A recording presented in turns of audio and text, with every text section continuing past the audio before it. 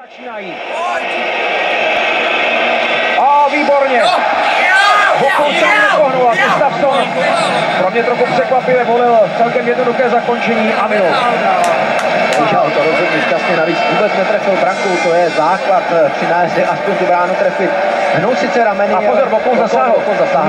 Takže bránu trefil, ale na vyrážičku to nešlo. A stejné pořadí jako proti Finům. Lukáš Kašpar, celá střídačka se drží kolem ramen. Kašpar se rozjíždí proti Gustafssonovi. A gól!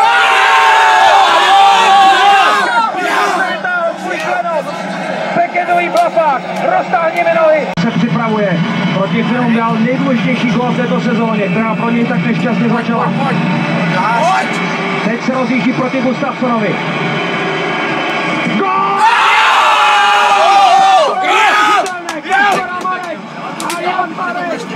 Dává znovu svůj nájezd.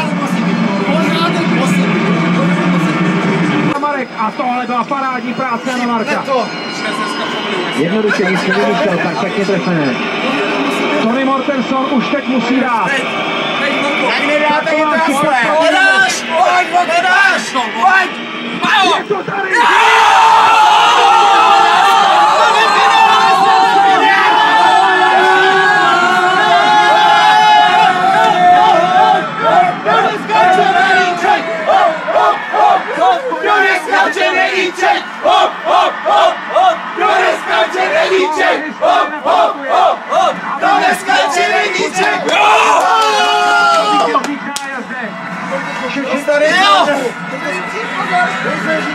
Zaplňují